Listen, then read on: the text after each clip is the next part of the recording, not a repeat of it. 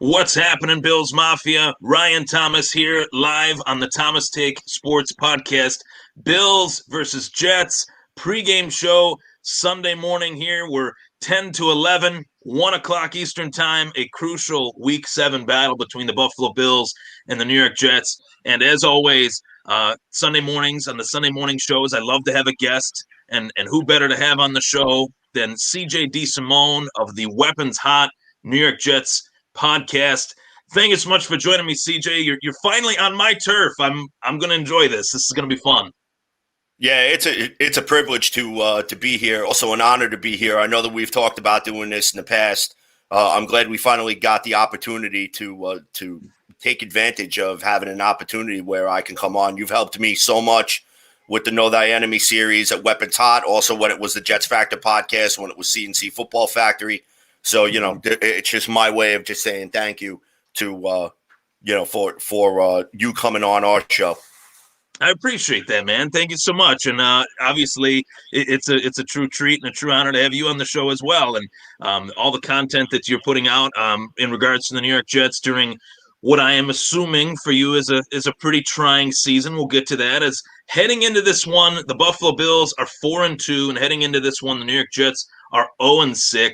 Looking to get that first win. Can they get that first win this season against a pretty banged-up Bills team? We'll dive into that right here, right now on the Thomas Take Sports Podcast, Bills versus Jets pregame show. CJ, my first question for you as a New York Jets analyst covering the team on your podcast, from a Jets fan's perspective, how do you view the Bills season thus far? Because I know looking at the AFC East, you keep your eye on the AFC East. You have to. I keep my eye on the AFC East. We have to. How do you view the Bills season thus far? The Bills season thus far, I kind of wish that it was what I kind of hoped that the Jets season was going to be, and we had talked about it during the offseason, a couple of different times when you've been on the show, where we were really looking forward to seeing a good slugfest between Josh Allen and Sam Darnold. The Jets had revamped the offensive line. They had brought in a couple of other weapons. There was a lot of hope and a lot of optimism coming into this season, although it was, incredibly cautious, so to speak, for lack of a better word. Yeah, it's just really frustrating how the wheels just came off the wagon for the New York Jets and how just every week the team looks completely unprepared. I think the only game that they actually looked prepared to play was against the Denver Broncos, and they still lost that game. And that was their highest offensive output of the season. And I don't see anything on the horizon to make me think that these New York Jets that are currently taking the field are going to be better. Now, that being said, taking a look over to the Buffalo Bills, you guys did exactly last year what the New York Jets should have done. You invested heavily in the offensive line. You went out this offseason, traded a plethora of draft picks to get yourself a number one wide receiver in Stephon Diggs. And you actually gave Josh Allen something to work with, as opposed to the kid running around, for his life all the time because his offensive packages were breaking down, his protections were breaking down. But here's also another thing, too. Josh Allen gives you guys another added weapon in the dimension of being able to use his legs. Nobody really understood that the kid was actually that much of a mobile quarterback. And, despite the fact that his accuracy issues do, in fact, kind of hinder him a little bit, he makes up for it with his athleticism. He makes up for it with his decision-making where he can read his progressions, and if he sees that the plays are breaking down, he can make those plays with his legs. And whatever that he can't do with his arm, he makes up for it with his legs. And that's a huge, huge asset to have in today's NFL. So when I take a look at this game coming up, you guys are coming off a 2-game losing streak, which I'm sure must be frustrating for you. I saw a lot of your posts the past couple of weeks where, it kind of looked like that one of the games the Bills had an opportunity to really come up and snatch it, and they lost it. And then there was another one where it was kind of touch and go. I know you were making some comments on a couple of plays that happened during the course of the game. But I don't see this game as anything more than a get-right game for the Buffalo Bills. And the Jets, who, in my opinion, right now, the writing is on the wall. They're in full tank mode. So just the fact that Steve McClendon got traded the day before the Jets played their last game against the Miami Dolphins, and he decided not to abandon the team. He told his teammates one more for the road. And then after the game, he took a shower. He had a car waiting for him, and that's when he was heading on his way to Tampa. Right. So there's a lot of things right now. This is beyond a trying time for New York Jets fans, for New York Jets Nation, because we really haven't felt this miserable since the Rich Kotite era. And believe it or not, Adam Gase is on a pace to actually have this team be worse than the 1996 New York Jets.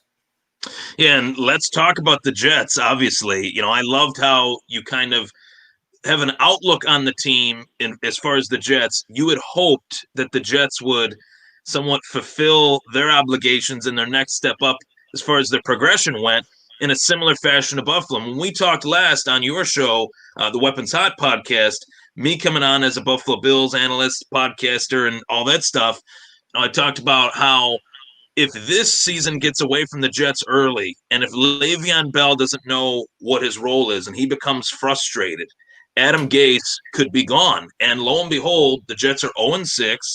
Le'Veon Bell was cut, wasn't even traded, was cut, was picked up by the Kansas City Chiefs, and now it is as if it is so obvious to everyone in the league that the Jets are just throwing this season away. They are going to try to compete for, saving face reasons, I think, but no one can take this team seriously right now, right? I mean, I hate saying that to you as a Jets fan, because I know Jets and Bills fans have a lot in common. We've been through a lot of pain and misery the last 20 years, but are you taking this Jets team seriously, like, throughout the rest of the season? Like, are you just kind of checking the tape, seeing who's making that impact heading into 2021? That's pretty much what I'm doing. It's just like, I really can't take this team seriously at this moment in time. And what's frustrating is that at the beginning of the season, Joe Douglas came out publicly and said, we're not punting on the 2020 season. If you're not competing for a Super Bowl, then you're not trying hard enough. He said a bunch of other things in which kind of gave the New York Jets fan base false hope. And then when the rubber met the road, and it really was not as advertised, and we all finally realized that Adam Gase is just basically an NFL con artist. So he conned his way into getting a head coaching gig when he really did not deserve it. So he benefited from a 6-2 finish, last year, which saved his job. And basically, I think the only reason that Adam Gase still has a job is because I think he presents the Jets with their best chance to go 0-16, because I think that what they have in their sights is they want that number one pick overall. And I really think that the Trevor Lawrence being in play is really a thing. And that's frustrating for me because I'm a huge Sam Darnold fan. I think it is way too early to close the book on Sam Darnold. But at this point, if you're going to burn it down and you're going to strip it down to the studs, then give Sam Darnold an opportunity to be successful someplace else. Don't let this kid suffer through this garbage. Let Joe Flacco suffer through it. Let Mike White suffer through it. Because you know what? Mike White probably won't be in the league next year. Okay? Joe Flacco will probably hang it up after this year. Don't do this to Sam Darnold. It is completely unfair. And I got to say this, Ryan. For sure. I do. I love you to death, and I want to put this out there, not just for Bills fans, not just for Jets fans, but for NFL Nation. Mm-hmm. The New York Jets have failed Sam Darnold. They have failed him from the moment they called his name on the podium to the moment that he stepped foot into One Jets Drive to where we are today. They have failed this kid. They failed this kid because they failed to surround him with NFL caliber weapons, with an NFL caliber offensive line, and with NFL caliber coaching. Jeremy Bates, who should have never came down from the mountain where he was 5 years ago, should have never been allowed to put his mitts on this kid. Adam Gase and Darryl Loggins, between the two of them, I don't know if they have an actual functional brain cell. Okay? But this offensive guru / quarterback whisperer / Peyton Manning jockstrap holder. Okay, should have never been allowed anywhere near this kid. You look Because at what. Oh yeah, you could go on. because the faster that Sam Darnold can get away from Adam Gase, the faster he will be able to salvage his career. Because I truly believe in my heart of hearts that the longer that Adam Gase stays with Sam Darnold's career is going to be in jeopardy. And that's coming from a Jets fan. Yeah, I agree with you 100%. I watched the Jets versus Broncos game, the game that you referred to earlier as probably the Jets' best game of the season, and it was a losing effort. Obviously, they're 0-6. And the Jets are the cupboard is so bare just across the board. Really, the best player on the field for the New York Jets is Sam Darnold, and they have fully jeopardized his career. The moment that I looked at that 2018 quarterback draft class and I picked through which teams I believed were in the quarterback market: the Cleveland Browns, the New York Jets, the Buffalo Bills, the Cardinals, the Baltimore Ravens, ultimately, the Steelers, Mason Rudolph. I thought to myself, the team the player, the quarterback that gets drafted by the New York Jets is in serious trouble because they do not recognize talent. They don't supply talent with talent. And even, I know Josh Rosen has had a real rough start to his career, but Sam Darnold, I would say it's almost been worse because they're trying to fit a square peg in a round hole. And the player is actually talented enough to succeed. He has had success in this league. I know it's been sparingly and it hasn't been consistent, but Josh Rosen has had zero success. There hasn't even been a glimpse of success for Josh Rosen, whereas with Sam Darnold, we have seen him have success. He did some decent things last year. He did some okay things as a rookie, but the team around him has only gotten worse. Robbie Anderson gone, trading away Le'Veon Bell, bringing in, I loved him when he was a Bill, but Chris Hogan as one of your wide receivers, Jamison Crowder, Denzel Mims, I thought in a loaded wide receiver draft class was one of the back-end wide receivers in this rookie draft. I thought they'd get maybe a Chase Claypool, maybe a T. Higgins, or someone that has a little bit more athleticism rather than just size. And no, I wanted Van Jefferson personally. Van Jefferson, I really think that in the fourth round when they drafted James Morgan, they should have drafted Van Jefferson. He was still on the board at that time, so I think that personally, I would have swapped that out. I would have loved to have both Denzel Mims and Van Jefferson. Also, believe it or not, I still have a lot of belief in Lawrence Cager, undrafted free agent.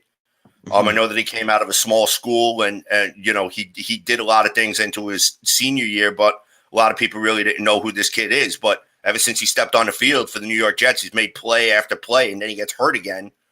So he really didn't get the opportunity to showcase a lot of his talent. But I still have a lot of belief in Denzel Mims. I still have a lot of belief in Lawrence Cager. And for me, at this point, it's not about wins and losses. For me, it's about show me a glimpse of the future. Put Cameron Clark in there. Let me see what he could do. Put Jabari Zuniga in there. Let me see what he can do. Put make Ashton Davis a starter. Make Bryce Huff a starter. Let me see Kareem, the running back, right, out of Florida. You're right. Mm-hmm. Piron, that's my boy. Yeah. Let me tell you, I love LaMichael Piron.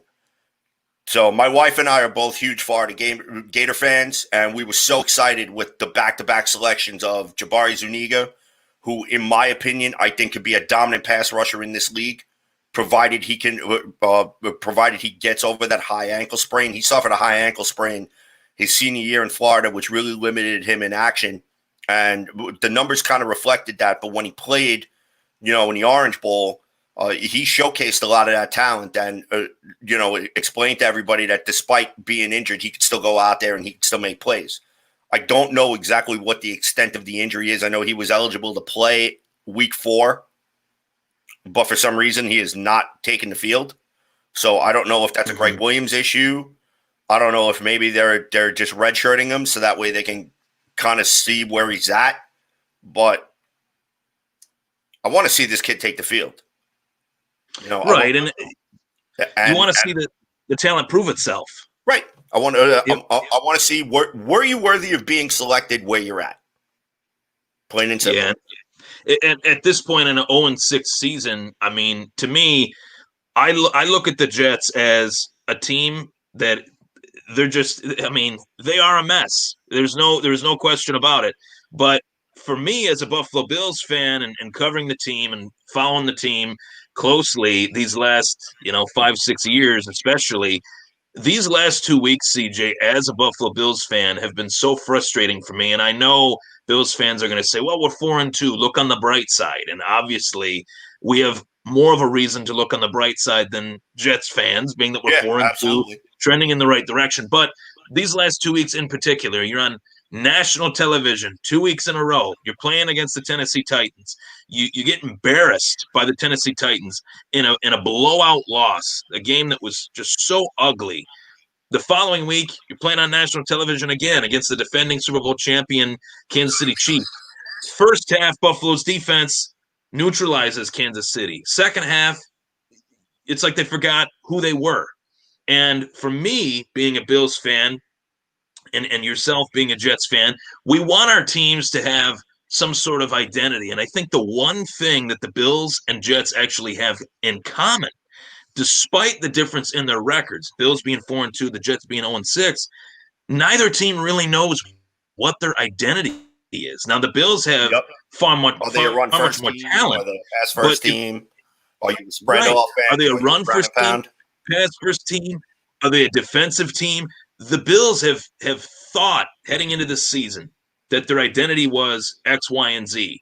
They've come to the realization that their identity might be A, B, C, not X, Y, and Z. It is a very interesting dynamic to a season that I thought the Bills could go 5-0. The fact that they're 4-2, I'm not griping about it, especially talking to someone that has been through the pain and misery of watching your team go 0-6.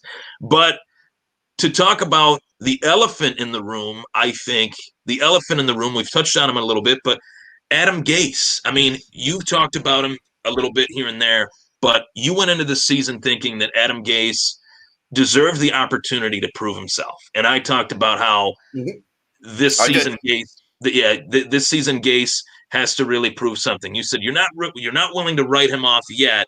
You're not willing to toss him aside, and I understand that because he's only in his second season. But when I watched that Tennessee Titans game against the Buffalo Bills, and I'm watching Ryan Tannehill just pick apart the Buffalo Bills defense, which going into the season was projected as one of the best in the National Football League, Gase did not develop Ryan Tannehill. Tannehill regressed under Adam Gase. And the same thing that happened to Ryan Tannehill is happening to Sam Darnold, where he might get the fresh start, whether it's in Indy, whether it's if Drew Brees retires, he could go to the Saints. There are plenty of options for a quarterback like Sam Darnold, who is ultra talented. A lot of people say he's a little overrated. I think they're only judging that based off of what they've seen thus far under Adam Gase. Yeah, Sam Darnold is not overrated by any stretch of the imagination. Look at what offensive talent he's had to work with. Look at what offensive coaching he's had to work with. Right. The Jets have completely failed Sam Darnold from the moment that his name was called on the board. Plain and simple. And with Adam Gase, being the elephant in the room, this team has deteriorated. Jamal Adams, he gets traded. They got 2 first-round picks. You don't think, like, when you saw that trade, the first thing that popped into my mind, and I want your take on this, they get those first 2 draft choices, the first-round picks for Adams, and I think they got a couple more picks too. My memory serves me right. I can't remember off the top of my head. But, they did get some mid-round picks as well. They're not going to let Adam Gase make these picks for them, are they? Nope, they are not. They are not. So, and there's another thing that's going on that seems to be a sentiment, which seems to be growing steam within the New York Jets fan base, is that the fact that no one is coming out and really talking about Adam Gase and talking about the future and so on and so forth, there's a lot of people who seem to think that maybe there's a possibility that Adam Gase may, in fact, be maybe coming back next year. And I don't know what justification there is for that. I think that, in my opinion, the whole reason you're keeping Adam Gase right now is to burn this thing to the ground, fine, mission accomplished. Burn it to the ground. But what I want to see as a New York Jets fan is come out and own up to your mistake. When Adam Gase is fired, have the press conference, come out and own up to your mistake. And what I want to see is Christopher Johnson come out and say, I'm giving the keys to Joe Douglas. He's going to hire the next head coach. He's going to be responsible for all player personnel decisions. The only thing I'm going to do is sit back and write the checks. Because it's Christopher Johnson's meddling and his being enamored by conversations that he has with people who maybe he looks at or didn't expect to see as an owner or didn't expect to hear from as New York Jets owner, which is influencing his decision. Case in point, a lot of people really don't understand the whole story about how Adam Gase got the Jets head coaching job. Let me see if I can shed some light on that for some people. Okay? Christopher Johnson had a very, very long conversation with, I believe, Dan Orlovsky to the tune of almost 2 hours. Okay? Asked Dan Orlovsky for some recommendations. Okay? Dan Orlovsky recommended Mike McCarthy. Plain and simple. Yep. Recommended Mike McCarthy to work with Sam Darnold. Felt that he was the perfect person to pair with Sam Darnold. Even came out. Mike McCarthy had said, it's either the Jets job or I'm not coaching next year. Remember, McCarthy took last year off. Yeah, okay? I do remember that, yeah. Okay. Peyton Manning calls Christopher Johnson an hour and a half after his conversation with Dan Orlovsky. Yeah, you got to hire Adam Gase. Adam Gase is the guy to work with Sam Darnold, blah, blah, blah, blah, blah. The next day, Ryan, we got the flaming meth head as the head coach of the New York Jets. If there was ever a day that there might have been suicide watch within Jets Nation, ladies and gentlemen, that was the day. It just, for the life of me, it just, I've obviously thought of the whole Tannehill angle, right? Because Gase was the head coach of the Miami Dolphins and Miami regressed. Miami's got far more talent on offense. Gase had far more talent on offense in Miami to work with than he's ever had with the Jets, and they still regressed. And the only time that Gase was ever efficient slightly as a head coach, you had one of the greatest offenses, arguably, in this generation with Peyton Manning, Eric Decker, Demaryius Thomas, Wes Welker they had. Julius Thomas came out of the woodwork, was a true monster at tight end for those few years there in Denver. They had a solid run game. I mean, what didn't Gase have to work with in Denver that if he couldn't have made it work in Denver, he would have never got a sniff as a head coach, right? So the fact that he goes from Miami to the Jets, I've made this comparison before. Why would an AFC East team hire a former AFC East coach, someone that they had some success against? I compare it to Buffalo hiring Rex Ryan when he was done with the New York Jets. They hire him as the head coach of the Buffalo Bills. Why would a team do that? It just because they know how to beat teams within the division. The whole reason that Adam Gase was fired and part of his interview process was his first words to Christopher Johnson during the interview process was, well, when I coached Miami, we were 5-1 against you. And when I played New England, we were 4-2 against New England. And that was the selling point. But because Adam Gase is an NFL con artist. He should have been told, right, you go sit in the corner, you go put the dunce cap on, and you think about what you've done. Okay? Because you know what? Take a look at Todd Bowles, Ryan. Take a look at Todd Bowles in Tampa Bay. All right? He's doing pretty well. Todd Bowles went back to being a defensive coordinator, went back to doing what he did last. Guess what? He's in conversation now to get a head coaching gig someplace else next year. He is back on the top 5 guys that are going to be considered to be a head coach someplace else. Why? Because the man, after he got fired from the New York Jets, said, you know what? Let me think about what I did. Bruce Arians gave him a job down in Tampa. Tampa's got a top 10 defense now down there. You watched their defense last week against Green Bay? They looked pretty damn good. They looked really good. Tampa Bay might be a Super Bowl contender, not even just for the reasons that are obvious with their loaded offense, but they're getting healthy, and they're actually starting to play all 3 phases, which is dangerous. I thought they'd just be a shootout don't team. Forget the possibility of them adding Antonio Brown. Antonio Brown is supposedly finalizing a contract with them. So they just went from – now, look, whatever your personal opinions are of Antonio Brown, whether you think he's an idiot or whatever, that's neither here nor there. But you can't deny the man's football talent. So the question is going to be whether or not, he comes and he shows up in football shape and he's ready to go. And Tom Brady had a little bit of success with him. He did. Yep. I mean, wow.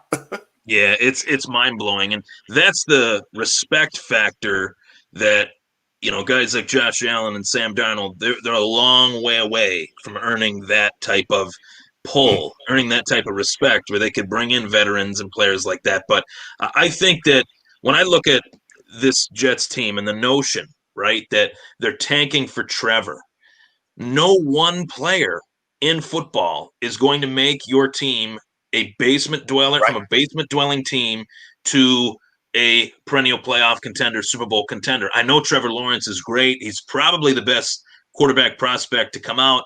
I know Joe Burrow is a solid one, but he really, I would say in terms of like hype, I would say Andrew Luck and Trevor Lawrence, like in recent memory, that's the closest thing that I can compare it to. And Trevor Lawrence has delivered. I mean, he's not all hype. He has delivered results at the NCAA level. He's played a pro-style offense. He is legit. There's no doubt about it. But it's literally the worst thing for Trevor Lawrence to not just go to the Jets with Adam Gase. Might be even worse going to the Jets without Adam Gase, as they completely sweep clean the entire stench that is Adam Gase. Trevor Lawrence will be battling through all of that rebuild, all of that transition. I think that they got to stick with Sam Darnold here. Like, I talk to a lot of Jets fans on Twitter, talk to a lot of Jets fans on social media, Facebook, Instagram. Why are they so willing to throw Sam Darnold under the bus? Why aren't they willing to throw the Jets ownership under the bus for hiring this debacle of a head coach in Adam Gase? Well, I think that the reason being is this. I don't think that a lot of people are willing to close the book on Sam Darnold, myself included. I mean, the Trevor Lawrence situation has in fact created a little bit of a divide between Jets fans, because there are some that say maybe it's Sam, maybe it's time to move on. Hence the reason that I have for that is you fire Adam Gase, you put Jim Bob Cooter in, you look Sam Darnold straight in the eye if you're Joe Douglas, and you say, look, you've got 8 games to prove yourself. Okay?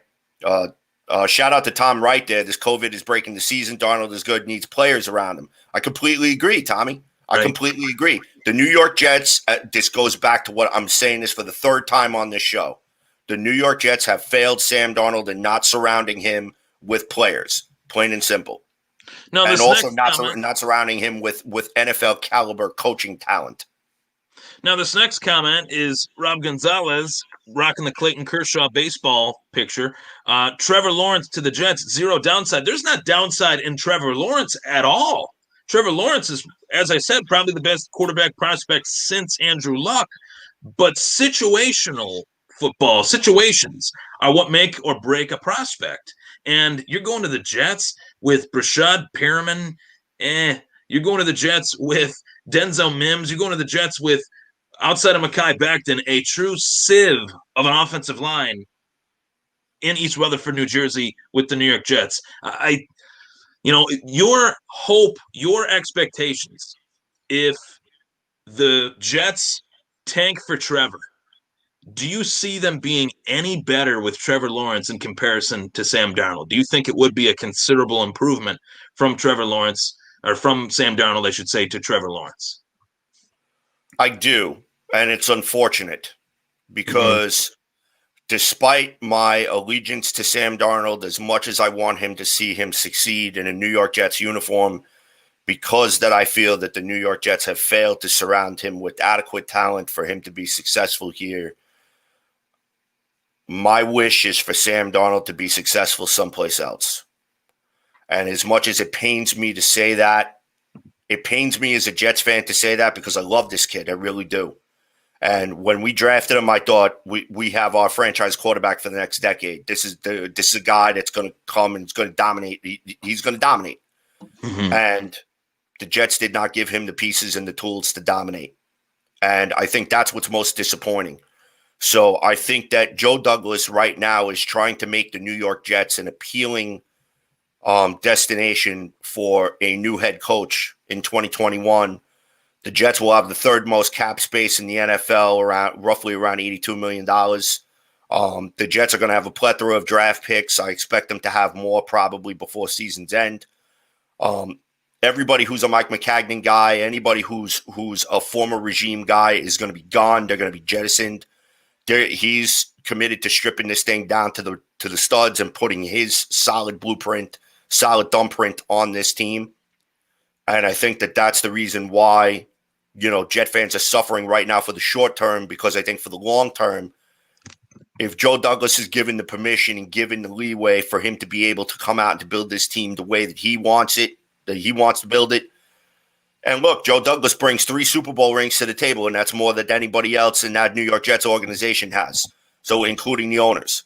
So as I've said many times on my show, Christopher Johnson just needs to give the keys to the Cadillac to Joe Douglas and say, this is your ship.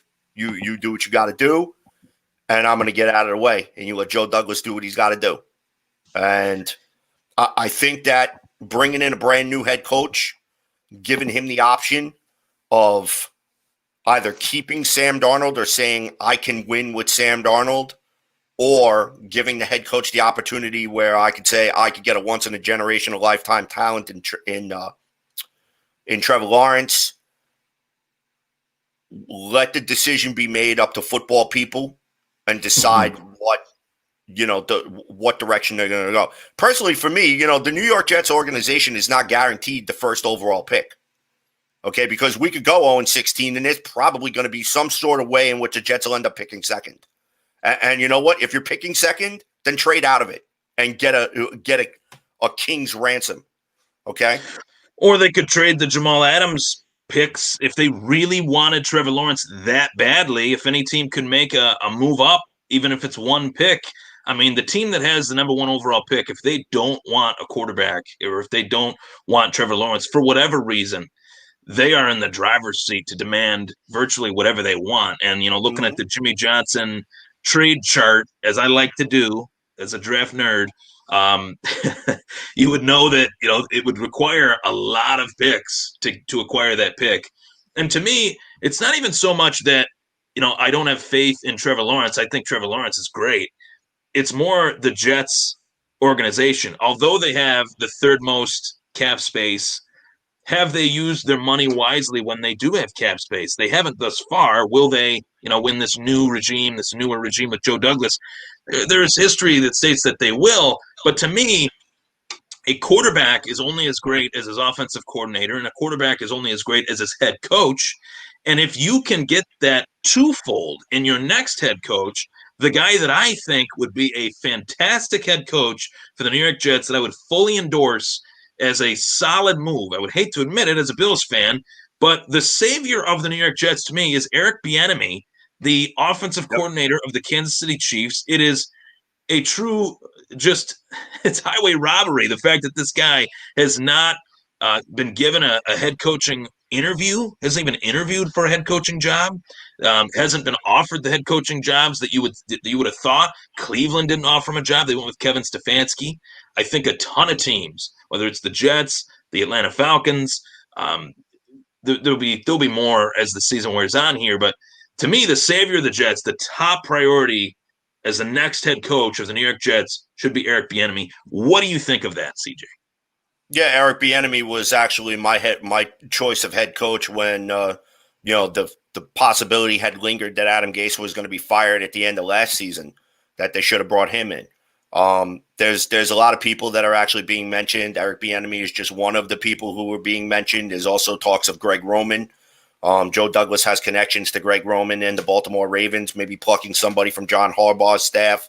There's also been some talk about Jim Harbaugh possibly wanting to return to the NFL, but it would have to be the perfect circumstance for him to be able to want to do that. I think that the New York Jets might be a very attractive destination for him, considering that he's basically starting with a blank canvas, being able to bring in his own coaching staff, being able to, have his voice heard in regards to player personnel. So Jim Harbaugh is another person to look out for. There's also the offensive coordinator for the Tennessee Titans. His name escapes me at the moment, but I know that his name has been brought up. Believe it or not, some Jet fans have actually said, let's bring Todd Bowles back. I don't know. Would Todd Bowles want to come back to the New York Jets? I personally am not a proponent for that. It's nothing personal against Todd Bowles. It's because we've had enough of defensive coaches. Let's bring an offensive mind in here, please. Let's bring somebody who's actually going to, light a fire under this offense's rear end and get us to score some points in this league, especially in the new NFL. There are other candidates that we talked that have been talked about. Their names kind of escape me right now, but at the top of my list, I would love to see Eric Bieniemy as the next New York Jets head coach. I think that he's the leading candidate he should be the leading candidate for any team that's looking for a head coach in the 2021 offseason. And a guy that, comes to mind in the, whole Jets head coaching sweepstakes, Bills offensive coordinator Brian Daboll. Could he be the next Jets head coach? There is a lot of discussion about Brian Daboll being a head coaching candidate possibly for the Houston Texans, the Atlanta Falcons, and I've heard rumors that the New York Jets are extremely interested in Brian Daboll. Taking it from me, I have had a love-hate relationship with Brian Daboll. One week I like him. The next week I'm like, man, this guy, situational play calling is really not up to snuff in terms of Brian Daboll's coaching acumen. It's just not quite there sometimes. Some weeks it's there, some weeks it's not. Some weeks the run game with Devin Singletary to date, one of my biggest gripes about the Buffalo Bills this season, they have not established a run game whatsoever here week 7 of the 2020 NFL season. No run game whatsoever. And I think Devin Singletary has the talent, has the capability to be a 1,000-yard rushing back in the National Football League. And with Brian Daboll, I think that might be a solid fit for Sam Darnold. If Sam Darnold were to stay on, I could see Daboll working really well with Darnold due to the fact that the deficiencies in Allen's game are actually the efficiencies in Darnold's.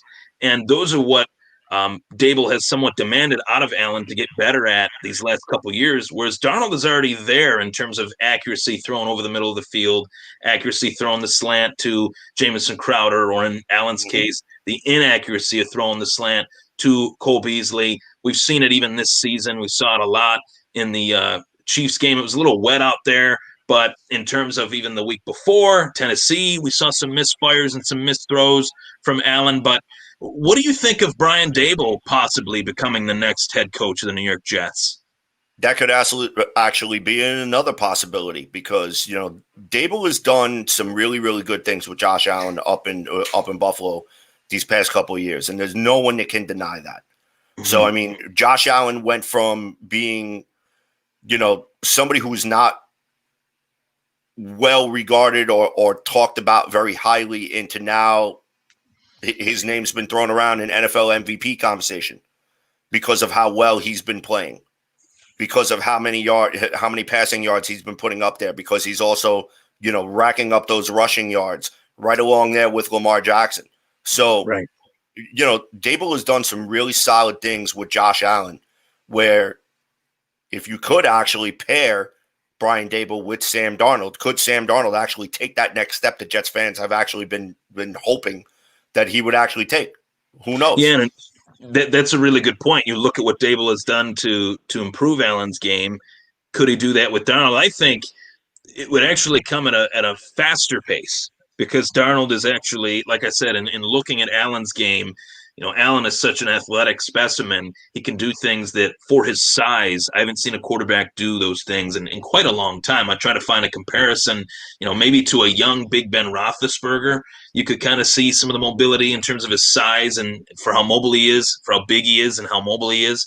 But in terms of, Dable molding a guy like Sam Darnold, I think he would do an adequate job, but that all depends on the topic that we were talking about before with Trevor Lawrence. And this is where, like, the Jets are a destination. Like, no matter how bad the Jets are, Brett Favre signed on the bottom line of a New York Jets contract at one point. They've been able to recruit and bring in guys like Le'Veon Bell. And I really want your take on the whole Le'Veon Bell era within the New York Jets the last couple seasons. The Jets didn't trade away Le'Veon Bell. They sent him packing. I put trading away, my mistake, but Le'Veon Bell was released by the New York Jets and picked up by the Kansas City Chiefs. What is your take on just the last 2 seasons that Le'Veon Bell had with the New York Jets? 2 words: Adam Gase. Mm-hmm. Plain and simple. Adam Gase is a player killer because either you're going to play his way or he's going to send you packing. And take a look at all the star players that left Miami in a mass exodus. Okay. When the day that Adam Gase was fired, you never see players take to Twitter, take to social media, and actually celebrate a coach's firing like they did with Adam Gase. So, again, this is where I look at Christopher Johnson. This is where I look at Woody Johnson, although Woody Johnson didn't really have a hand in hiring Adam Gase. And I just look at them and I'm just like, what exactly were you thinking? You completely failed to read the room. Okay. But Adam Gase walked into the room and realized that he was dealing with an owner who was so desperate to win, who was so desperate to bring credibility to this franchise that he'll sell his soul to the devil for a winning season. And the problem was he sold his soul to an NFL con artist. I can't make this any more clearer than it already is. Yeah. Adam Gase by himself should have never even been considered for a head coaching job when he was hired.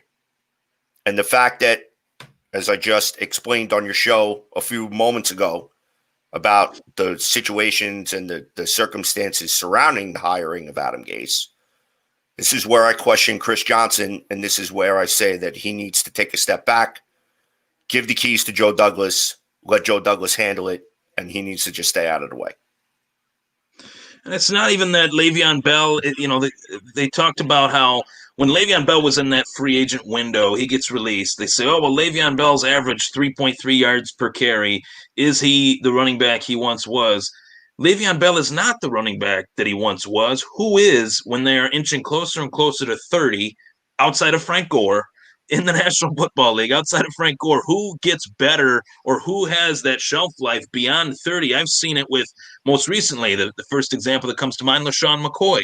He is still a solid player in this league, but he's not the guy that he was in Philadelphia running for 1,500 yards. He's not that guy anymore. He's just a featured pass catching back, and that's fine. That's okay. Le'Veon Bell, I think, has far more in the tank than what the media said. It was almost as if the New York City media said, well, Le'Veon Bell really wasn't that great for us. It's like, well. No, Le'Veon Bell wasn't that great because Adam Gase didn't know how to use him. And also the New York Jets offensive line was trash. Okay. They probably could have sufficed better with a couple of traffic cones and a couple of rain barrels. Okay. they did not play. They did not play a system in which is conducive to Le'Veon Bell's patient running style, because you can't play a quote unquote air raid offense in which you're expecting your quarterback to get rid of the ball in less than 2 seconds when you have guys already in the backfield as soon as you yell the word hike. Okay. You can't do it. You know, Le'Veon Bell was not being used properly. He wasn't being used in bubble screens. He wasn't being lined up as a wide receiver. He wasn't being lined up in wheel routes, not nearly enough as he should have. He was not used as a decoy. He was not used, and he was basically used on pass protection. And when you use Le'Veon Bell on pass protection, you're not really getting the most out of his skill set. So, again, that failure lies at the feet of Adam Gase. That failure lies at the feet of the New York Jets. And that failure is going to continue to hang around this organization until Adam Gase is shown the door. Now, Were you that being upset? said, Were you upset when Bell got cut? Like, yes, I was. yeah.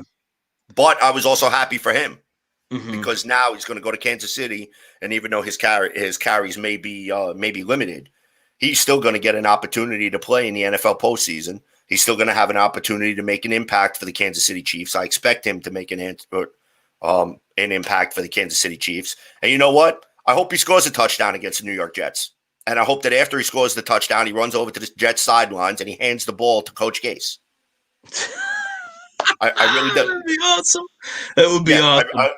I really do. And again, ladies and gentlemen, this is coming from a Jets fan. And Ryan knows I've been a Jets fan for over 40 years. And I've seen a lot of things within this organization and within this franchise that would probably make your skin crawl. And I'm sure that you guys as Buffalo Bills fans have also experienced your amount of pain and suffering and post-traumatic stress disorder. So we're kind of one in the same.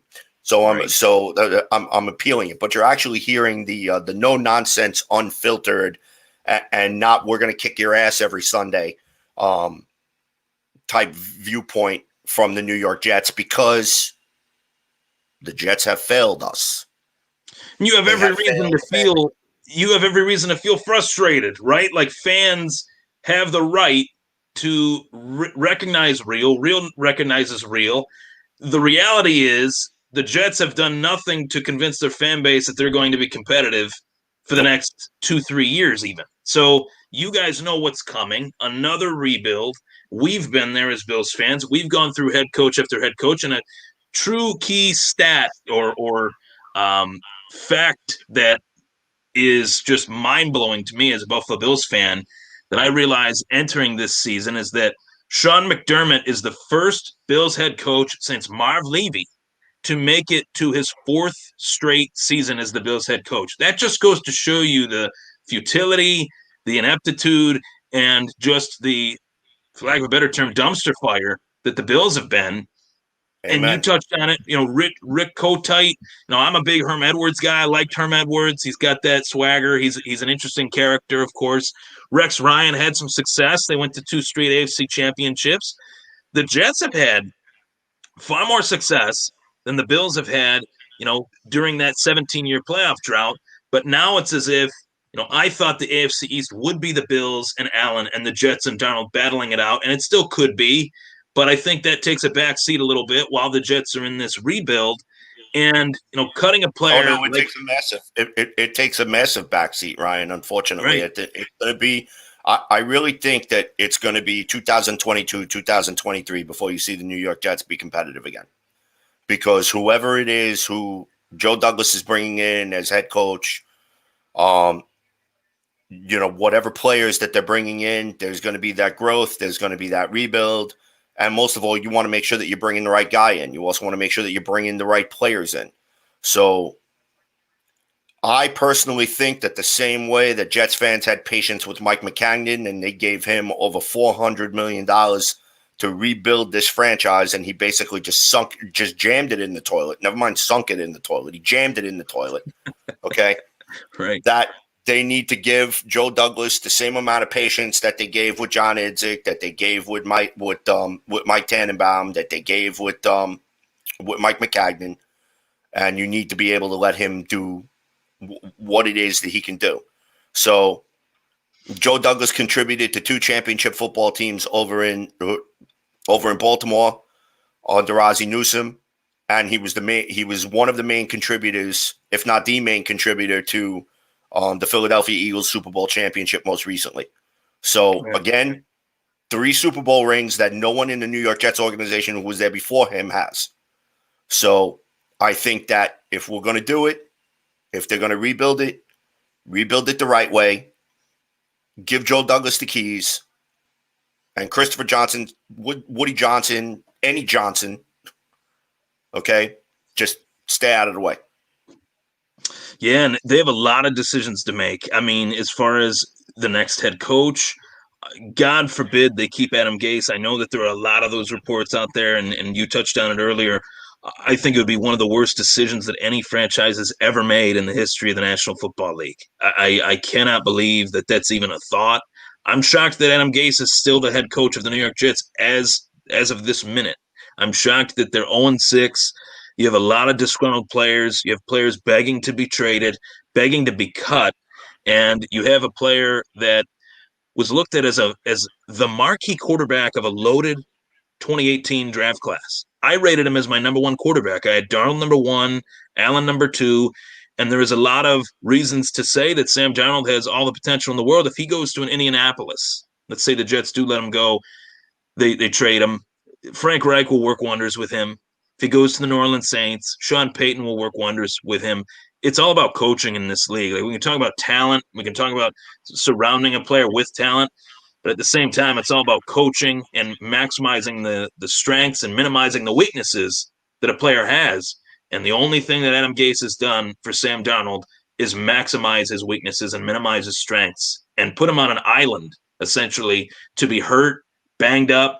I mean, there is no reason a quarterback should take the hits that Sam Darnold took in that game against the Denver Broncos. And to me, just as a football fan, taking the Bills fandom out of it, taking my rooting interest out of it, and you said this, Sam Darnold just simply deserves better.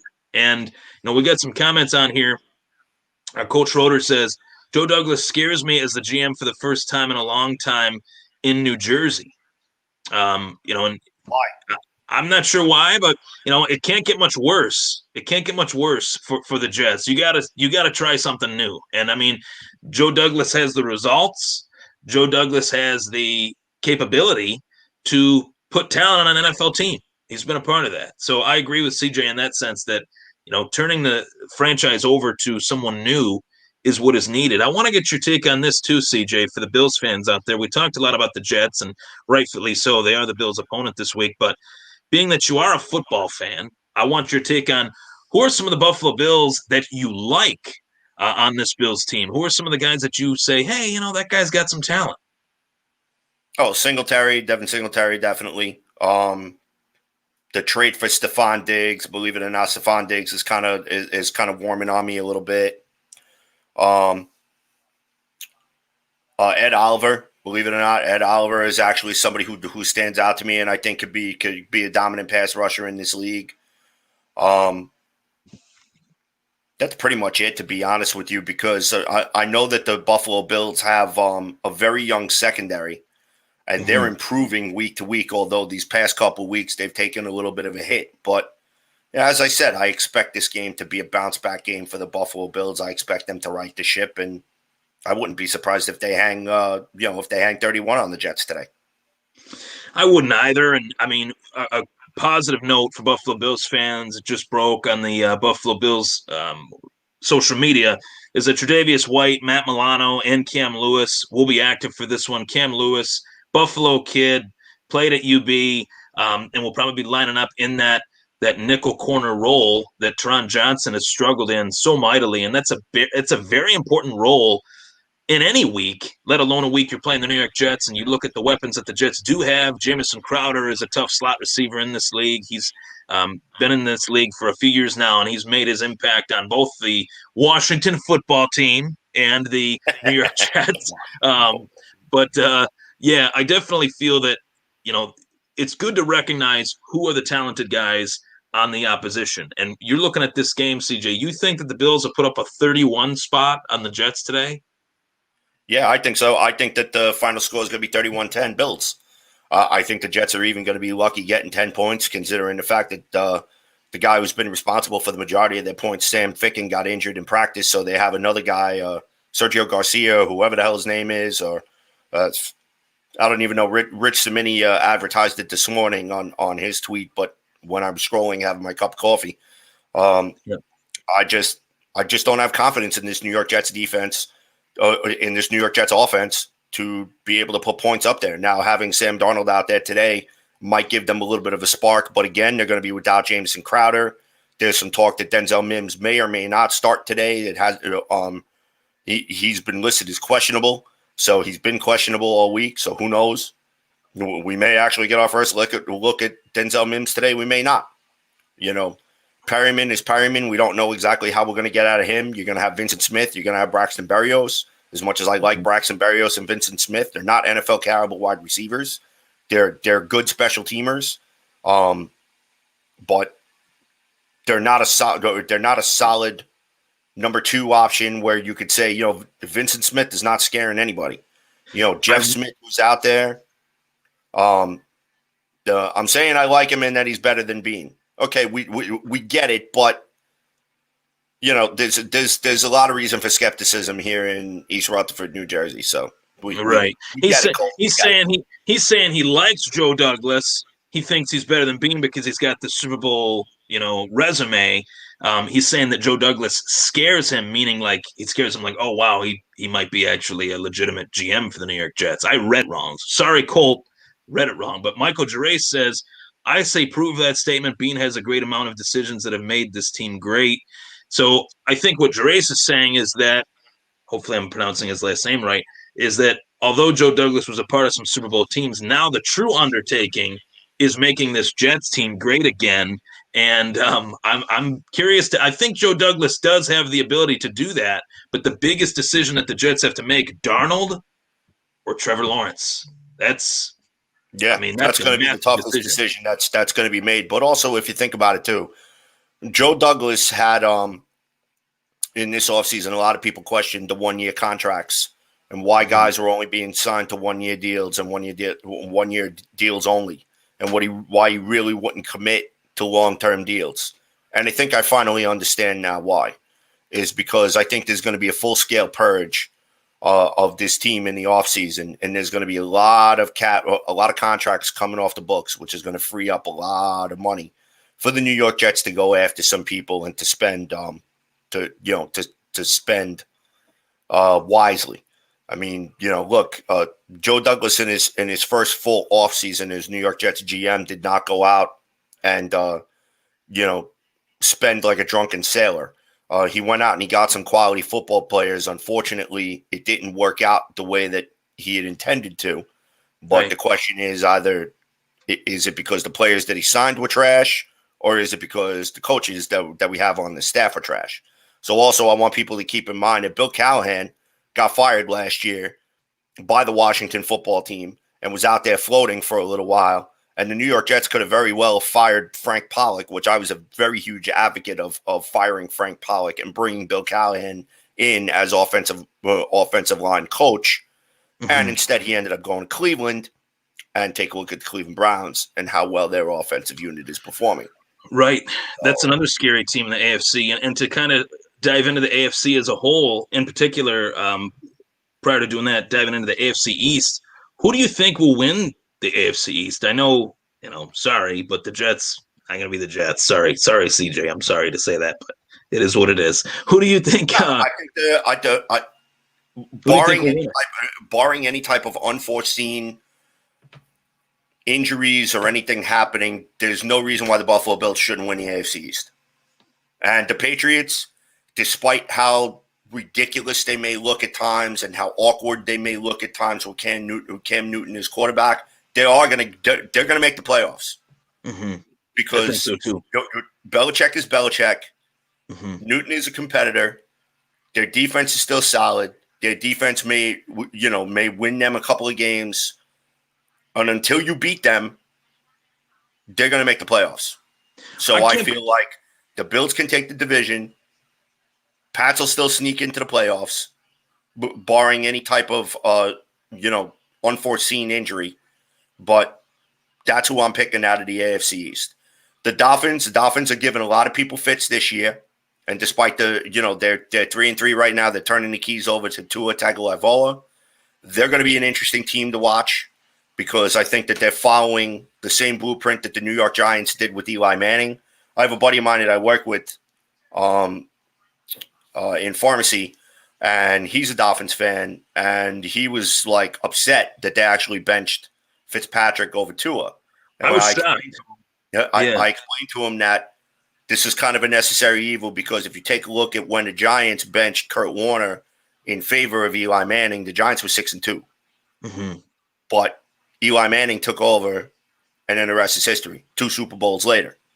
Okay, so I think that the Dolphins fans just need to trust the process. They need to trust Brian Flores. I like what Brian Flores has done down there. I like the way that team is playing. So I just think that, again, preach patience. The Dolphins are going to be a very, very tough team, and I think that when it's all said and done, the Dolphins may actually have an impact on who wins the AFC East and who ends up in the wild card. So just keep that at the back of your head. Yeah, and I think, originally I was shocked that the Dolphins benched Fitzpatrick. I thought that he earned the right to remain their starter at least for the next few weeks, and it was only a matter of time. Even Fitz admitted it was only a matter of time. He knew the situation. Everyone knew the situation. He's a bridge quarterback for the future, which is Tua. It's just that the future became the present a little bit earlier than I think Fitz expected, especially when it seemed as if the Dolphins, especially on the offensive side of the ball, they were rallying around Ryan Fitzpatrick. And I go back to that Jacksonville game on Thursday Night Football. Fitz just looked incredible, and it looked like the team was just kind of feeling that dare I say, Flutie magic, kind of what Doug Flutie brought to the Buffalo Bills back in the day. Happy belated birthday to him. Fitz was able to bring like this swagger, this magic, but I think the Dolphins brass saw that they're better than what they thought they would be, and now they feel comfortable putting Tua into a situation where the team is performing. The team is performing very well. The chemistry is there, and maybe they feel more comfortable putting Tua in now than they would have obviously early in the season with a new offensive line. Now the offensive line seems like they're protecting pretty well. So that's going to be definitely, as you said, a team to watch. And to the Patriots point, I can't believe I'm saying this, but Cam Newton was the perfect move for them. I mean, not in the sense that I doubted that he would be a good move, but he's a great fit. He fits in well with Bill Belichick. Did you say yourself saying that? Did you see yourself saying that at any point that Cam Newton could fit No, in not with at Bill all. Belichick? Because at first, when the Patriots signed Cam Newton, I actually made fun of the move. I'm going to be 100% honest with you, because a lot of people were automatically anointing as soon as they signed Cam Newton, the Patriots are the favorites. They're going to win the AFC East. And I did my whole, ooh, the Patriots are back. Ooh, Cam Newton. Ooh. See, I didn't think they'd win the AFC. And then, I think Buffalo, I thought and I think Buffalo will win it, but you continue. So, you know me, Ryan. I had to have some fun with it, as a Jets fan. So, basically, I just sat there and I'm like, okay, big deal. The Patriots have signed Cam Newton, but which Cam Newton are we getting? Are you getting the 2015 Cam Newton that went to a Super Bowl and was in the MVP, NFL MVP conversation? Or are we going to get the Cam Newton that we saw in 2018 that was on the decline and was throwing multiple picks per games, having difficulty going through his progressions, and you could clearly see that he was on the decline, plus coming back from a plantar fascia injury? Those are very, very difficult to come back. But as Cam Newton has shown in the first couple of games during this year, it's not hindering his mobility. It's not hindering his ability to extend plays and move around the pockets, or even to, do quarterback friendly draws and so on. Right. So I do believe that Cam Newton has, in fact, found a little bit of a renaissance, so to speak, in New England. And I think now in hindsight, yeah, sure, I was making fun of it, but you know what? Hey, Josh McDaniels is proving again, and Bill Belichick is proving again why he's they're both probably the smartest people in football. Yeah, I would agree. And I think to the question of your point, like, are we getting the 2015 version or, last year's version where he was banged up? I think you're getting a little bit of both. I think eventually Cam Newton, the way Cam Newton plays with how big he is and how he tries to outmuscle an opposing defense, he's just bound to get hurt at some point. I'm not saying he'll get hurt this year. He could get hurt next year. But I think this was the perfect move for Cam's career. It was the perfect transition, quarterback-wise, for the Patriots to go from Tom Brady, who is not just the greatest quarterback of all time, in my opinion, but probably the most unathletic greatest quarterback of all time, and to go from that to Cam Newton, it's like Bill Belichick's thinking, I can do things with this offense and McDaniels especially, I can do things with this offense that I never thought I could do, and do things with this offense that Tom Brady couldn't even dream of doing. So I agree with you. I do think the Bills will win the AFCs for the first time since 1995, folks. Date myself, I was 3 years old. So it's a long time coming. I'm hoping that happens, CJ. I'm hoping that you're right. But your expectations for this game today, I do feel bad for the Jets fans for this reason, because we have been there. We have been there as Bills fans. Am I rooting for the Jets to turn it around quickly? No. But I feel like the Jets fans really got the short end of the stick with the Adam Gase hire, and I hope for better things from them, for them in the future. Can we can wish each other well, right? Yeah, of course we can. I mean, look, it's I would have hoped that this season would have been fun, where we had a close game week one, and the Jets were showing life, and maybe the Jets are 3-3 at this point instead of 0-6. Right. Bills are 4-2, and we're right there neck and neck in the division, and it's going to be a tough game, and we really would have had. But you know what? As a Jets fan, there's nothing to look forward to in this game, and it all just rears back to same old Jets and just end the season and whatever acronym. But I have actually come up with a new one. I have come up with justify enduring this shit show. Okay. You know why? Because as a Jets fan, you're so completely angry and so completely numb that you never thought that you'd ever see, Rich Kotite level-esque just blunders and just significantly misplayed football, and just the product on the field is just crap. So, right. At this point, as a Jets fan, you have there's a lot of people that have made it known on social media, and have made it known that they are just they're canceling they're canceling their season tickets, they're canceling their PSLs, they're not watching the team anymore, they're sick and tired of this, they're sick and tired of that, and it's justifiably so. And I don't think that anyone should be in a position to kind of question anyone's fandom, because they're just so angry and so disappointed with the way that their team is played. So, right. I mean, it's just it's frustrating. It's frustrating for Jet fans, and we still have another 10 games to go, or after today's game, 9 games to go before the season is end, and we could finally look forward to Black Monday and be like, okay, Gase has finally shown the door. So there have been some rumblings that there's a possibility that Gase may be shown the door by the bye week, but nothing's been confirmed. But I think I would personally, hope. if the Jets are going to do that, then do it by the bye. Put Jim Bob Cooter in Sam Darnold's ear. Use the rest of the year as an evaluation, even regardless if you don't get a win or you don't, or whatever, just to see exactly what you have in the cupboard and what areas you're going to need to improve, going into the 2021 season, which the Jets need to improve everywhere. If they get blown out today, CJ, if they get blown out by the Buffalo Bills, which could happen, I actually don't think it will. I think this Buffalo Bills team, and I'm hating saying this, but I think this Buffalo Bills team has a true problem on the defensive side of the ball, the likes of which they've never seen during this Sean McDermott era. I mean, you have the Tennessee Titans. But the Jets won't know how to take advantage of it, because look who's calling the plays.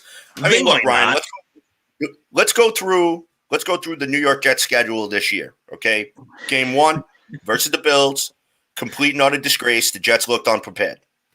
Game 2 against the San Francisco 49ers, first play from scrimmage, 86-yard touchdown by Raheem Mostert. The defense looked dazed and confused. Okay, you lose Nick Bosa, you lose Solomon Thomas on successive plays. A couple other people in the secondary go down. 49ers secondary is completely weakened. Their interior and exterior pass rush takes a beating. Jets still can't put points on the board. Okay. Week 3, same scenario. You're going up against a banged up Indy team, and they sure as hell didn't look banged up when they completely, just embarrassed the Jets. Okay. Then you play Denver. Oh, Denver was going to be the game. We're finally going to get our first win of the season. Jets have their highest offensive output of the season. Actually held the lead for 1:10 and still couldn't hold on to it. Okay. Right. So, and then they get shut out.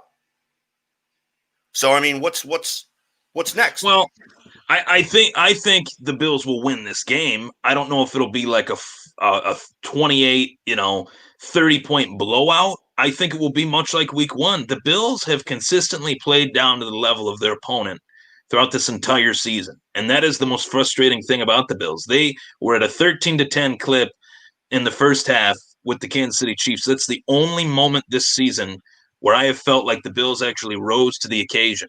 They let the Los Angeles Rams come back from being down 29 points. 29 points they let this Rams offense come back into. And I know the Rams offense is high powered and everything, but they made Jared Goff look like Dan Marino. It was a joke. And to be honest, I think that the Jets don't match up well with Buffalo. I don't see that happening today, but I do see maybe a slow first half and a true problem with the Buffalo Bills. If you want me to go down the laundry list of the weeks too, the third quarter, all season long by this Bills offense, I would not be shocked if they were one of the lowest scoring offenses in the third quarter league wide. These teams make adjustments defensively against the Bills offense, and in the third quarter, the Bills are putting up goose eggs in the third quarter. You can't do that. You can't do that in this league if you want to get to the next step or just in general. So I think that this Bills game, I do see it being a 28-10 victory for the Bills. And I think the first half will actually be a little bit of a slow first half, and then the Bills right those wrongs, hopefully, of the third quarter and start to score some points and win this game. But if I'm the Jets, I'm watching this game extremely closely. And if the Jets lose this one as embarrassingly as they could, I think Adam Gase should be fired tomorrow. I don't know what the weight is. I know Greg Williams is kind of I told you he's their best chance of going 0-16. He's their best chance of going 0-16. That's a good point. Although Jim Bob Cooter's never been a head coach. Greg Williams has been a head coach, has had moderate success, but they also had a dominant defense to back it up. Right. You could also promote Brant Boyer, where I think I think the whole reason why they don't want to promote anybody from within right now is because I think there's a legitimate feeling within New York Jets management that maybe they have not communicated to the players, that they're not communicated to the coaching staff, that they are in fact in full tank mode and they want that number 1 pick. So hey, and if they get it, come out and say it. But you know what? When your team week after week after week comes out completely unprepared, and Adam Gase is using excuses like we heard Rex Ryan did. Well, we had a great week of practice. You wouldn't tell that this team is 0-6 if you go and you see how we practice.